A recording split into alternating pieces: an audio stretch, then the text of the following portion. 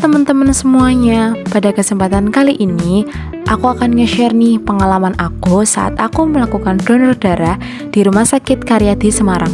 Kenapa sih donor darah itu penting? Karena donor darah berfungsi untuk menyelamatkan nyawa dengan menyediakan pasokan darah yang aman bagi pasien.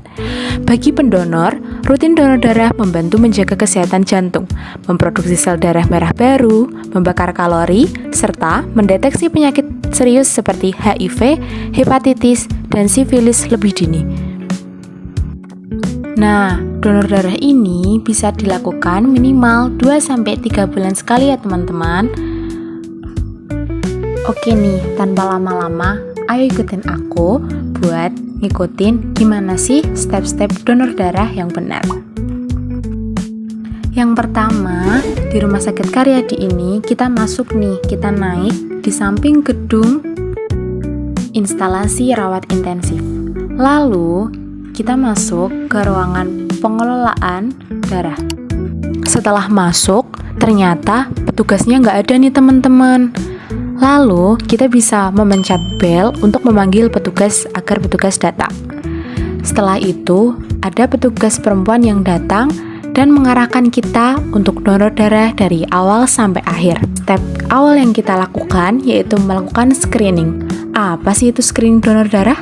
Screening donor darah adalah serangkaian pemeriksaan wajib pada calon pendonor dan sampel darahnya untuk memastikan keamanan darah transfusi. Proses ini meliputi kuesioner riwayat kesehatan, pemeriksaan fisik seperti tensi, HB, dan uji laboratorium terhadap infeksi menular seperti HIV, hepatitis B, hepatitis C, sifilis, dan malaria.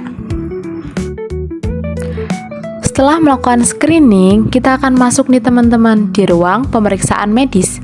Di sana, kita akan diperiksa dari mulai HB, tensi, dan golongan darah. Pertama-tama, aku diperiksa nih untuk HB dan golongan darahnya. Bisa kita lihat teman-teman, di awal kita disterilisasi dulu jarinya, lalu ditusuk jarum, dan darahnya dimasukkan ke alat, yaitu untuk alat pemeriksa HB. Sisanya diteteskan di plat atau kertas untuk pemeriksaan golongan darah.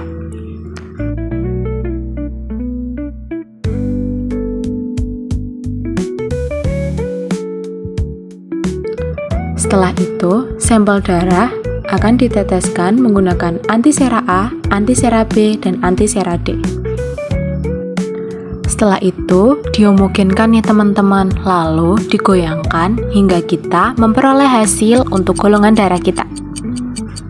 Nah, setelah melihat hasilnya, ternyata golongan darah aku adalah O. Tahap selanjutnya, setelah diperiksa golongan darah, aku diperiksa tensi nih teman-teman. Setelah itu, didapat deh hasil tensi aku adalah 121/94. Dan itu termasuk normal ya teman-teman. HB aku juga diketahui nih kalau normal, yaitu 13,3. Setelah dilakukan screening dari awal sampai akhir, aku dinyatakan lolos donor nih teman-teman, dan aku masuk kriteria pendonor yang baik. Oh my god! Tahap selanjutnya, kita akan masuk di ruangan untuk donor darah nih teman-teman. Langkah awal yang kita lakukan yaitu mencuci lengan kita menggunakan sabun hingga bersih. Tahap selanjutnya yaitu kita akan naik nih di bed di mana kita akan melakukan donor darah. Pada video tersebut, aku ditanya nih teman-teman, biasanya diambil darah di lengan kanan atau lengan kiri. Lalu oleh petugas dilihat dari vena aku yang terlihat dan menonjol yang mana nih. Pada akhirnya diputuskan bahwa aku diambil donor darahnya di tangan sebelah kiri. Selanjutnya, setelah dilakukan pengambilan darah kurang lebih 15 menit tadi, ternyata di tengah-tengah darah aku sempat susah keluar nih teman-teman. Jadi aku di pinjemin semacam kayak squishy atau gabus gitu yang ada di tangan aku yang warna merah itu berfungsi untuk mengalirkan darah kita yang susah keluar. Nih setelah selesai dilepas semua, jarumnya diambil. Jarumnya itu lumayan ya teman-teman, tapi tidak sakit kok.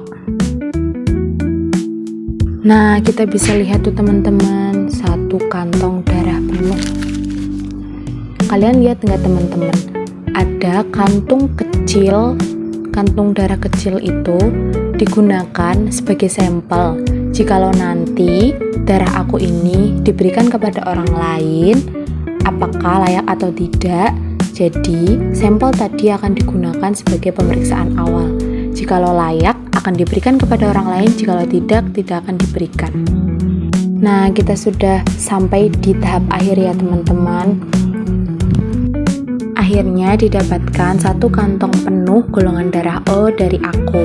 Semoga kedepannya bisa bermanfaat bagi orang lain yang membutuhkan transfusi darah seperti korban kecelakaan, pasien operasi, atau penderita penyakit kronis. Teman-teman, jangan lupa untuk donor darah ya teman-teman. Selain untuk membantu orang lain, juga bermanfaat untuk teman-teman semuanya. Segitu dulu dari aku. Aku juga dapat bingkisan nih teman-teman dari Rumah Sakit Karyadi setelah donor darah. Terima kasih teman-teman semuanya sudah mengikuti perjalanan aku dari donor darah sampai awal hingga akhir. Terima kasih.